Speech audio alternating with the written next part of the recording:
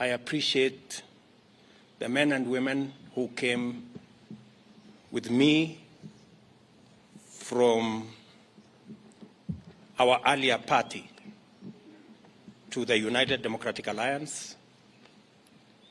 Many men and women,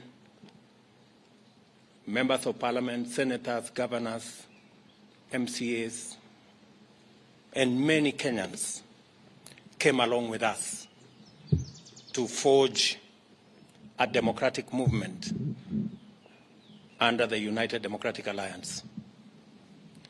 I want to appreciate also in a very special way our partners and friends who came to join us and together worked and walked this journey to victory.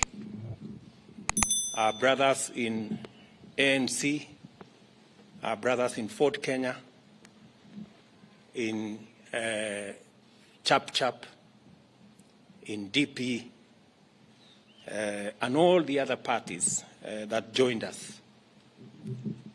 And because of their contribution, because of their decision to work with us under very difficult circumstances, we won this election. Today, I am proud to announce the men and women who will serve in the cabinet of the Republic of Kenya by God's grace. And before I do that, let me say that this exercise is important because although we have a cabinet, which I met with my good deputy this morning, it is also important that we set up the new cabinet early so that we can quickly take charge of the affairs of our country and begin the process of implementing the plan that we set out before the people of Kenya and persuaded them to vote for us on the basis of that plan. And it's because of that reason, and after extensive consultation with our teams, I am going to announce the following. My good deputy, Rigathi Gachagua, who I have a lot of regard for standing with me and working extra hours and being part of my support team. And now, by God's grace, he is the Deputy President of the Republic of Kenya. As I promised, my deputy is going to be a very busy person. And I am sending an executive order for print to assign my deputy very clear responsibilities that will assist me be able to discharge the responsibility, the heavy responsibility put on my shoulders by the people of Kenya, as is in accordance with the Constitution of Kenya. The Deputy President will deputize the President in the execution of all President's functions that are allowed by the Constitution and law. He will chair cabinet committees. He will oversee the implementation of cabinet decisions across all ministries and departments. Number 4, he will coordinate intergovernmental relations between the national government and the county government, including chairing the Intergovernmental Budget and Economic Council, commonly known as IBEC. He will be the liaison between the constitutional commissions and independent offices in matters that require intervention by the national government, including budgets, policy formulation, and implementation of their recommendations. And number 6, he will coordinate the planning and supervise the implementation of development partners' funded programs and projects. And he will oversee public sector reforms and any other functions as I may assign him from time to time.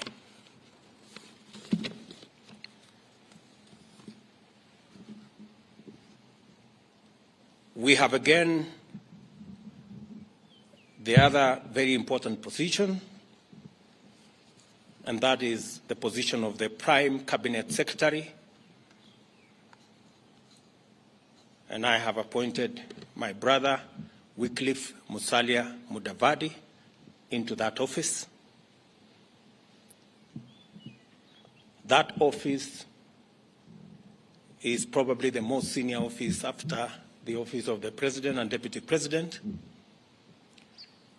And I have set out functions for that office.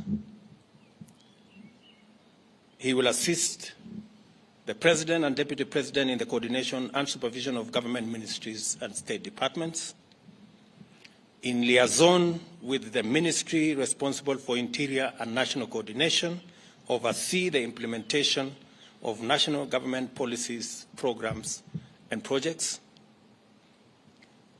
Number 3, he will chair and coordinate national government legislative agenda across all ministries and state departments in consultation with and for transmission to the party coalition leadership in both National Assembly and the Senate. He will facilitate interministerial coordination of cross-functional initiatives and programs. He will also coordinate, number 5, and supervise. He will coordinate and supervise the technical monitoring and evaluation of government policies, programs, and projects across ministries, and of course perform any other functions as I may assign him from time to time. The other appointments I have made this afternoon are appointments of ministers. The Minister for Interior and National Administration, the Honorable Professor Abraham Kithure Kindiki, the Minister for National Treasury and Planning, Professor Njuguna Ndung'u,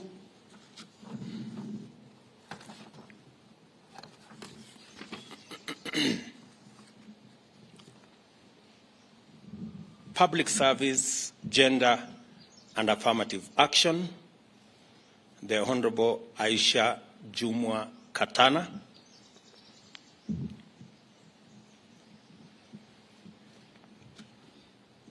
Ministry of Defense, the Honorable Aden Bare Duale, Ministry of Water, Sanitation and Irrigation, the Honorable Alice Mudhoni Wahome, Minister for Foreign Affairs and Foreign and Diaspora Affairs, the Honorable Alfred Mutua,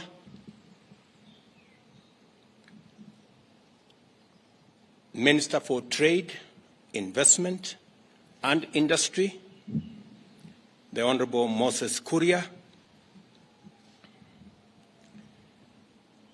the Minister for East African Community, Arid and Semi-Arid Lands and Regional Development, Rebecca Miano,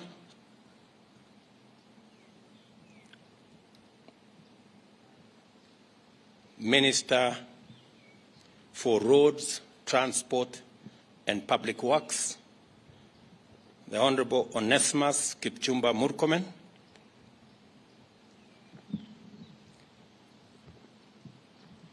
Minister for Environment and Forestry, the Honorable Rosalinda Soipan Tuya,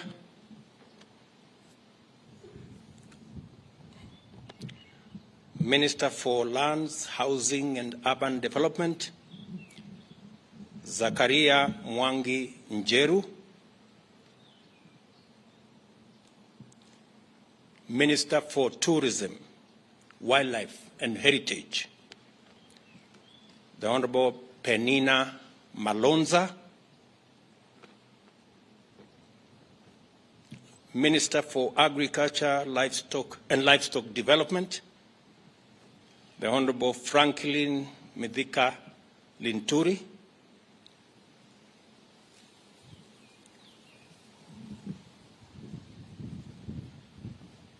Minister for Health, Susan Nakumicha Wafula, Minister for Information, Communication and Digital Economy, Mr. Eliud Owalo, Minister for Education, Ezekiel Machogu, Minister for Energy and Petroleum, Davis Chirchir,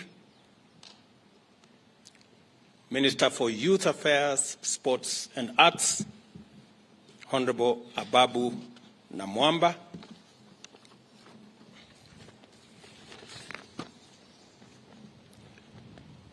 Minister for Cooperatives and Micro, Small and Medium Enterprise Development, Simon Chelugui,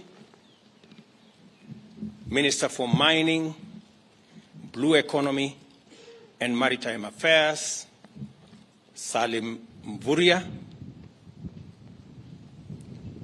Minister for Labor and Social Protection, for Florence. Those are the appointments I have made this afternoon. Other appointments will follow in due course on the other areas that are part of the team that will work with me and my two brothers and the entire cabinet in making sure that we implement the program and the plan upon which the people of Kenya voted for us.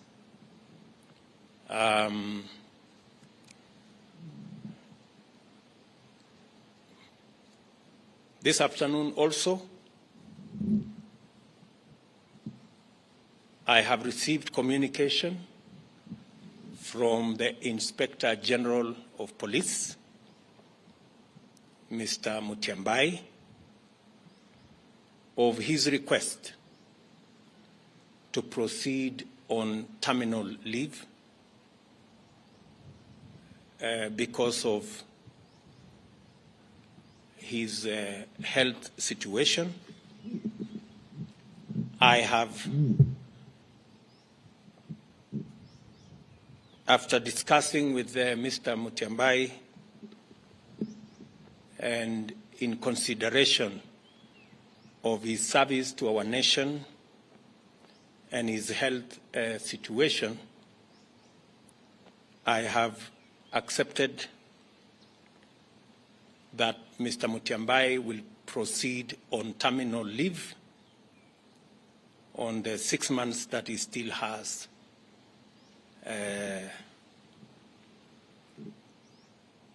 of his contract.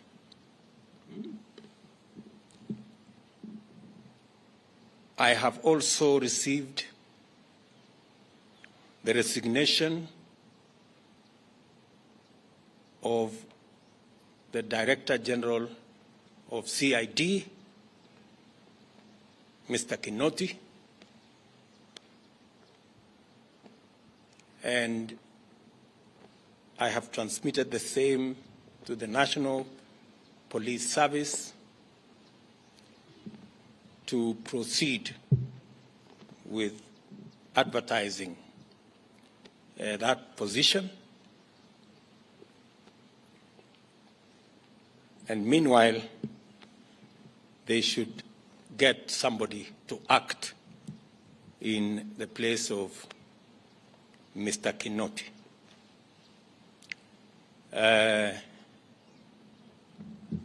Some consultations were going on. I wanted to confirm whether the gentleman I want to propose for Parliament to consider as the next Inspector General are concluded. Is there somebody? Get me Kinywa. Get me Kinywa. Bring the.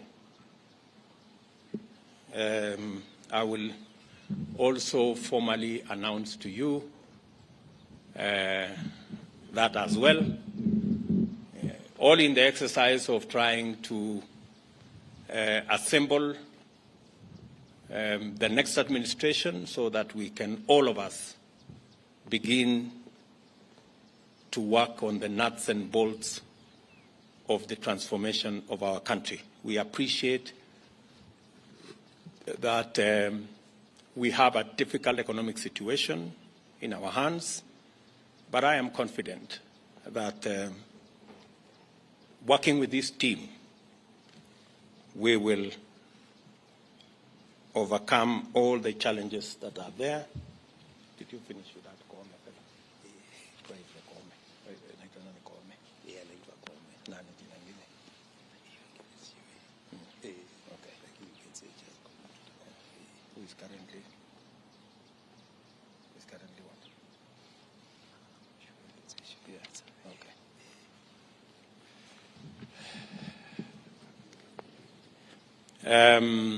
Once I conclude my consultations with the head of public service here, the name of the new Inspector General of Police will be released this afternoon. So, with those many remarks, ladies and gentlemen, I want to take this opportunity to wish the men and women on this list, the great people who will assist us deliver on the Kenya Kwanza plan. I wish them well. They will now proceed to Parliament for the exercise in Parliament so that Parliament can approve and give me the opportunity to finally conclude the appointment and get each and every member of this team to work. Asanteni sana, and may God bless you.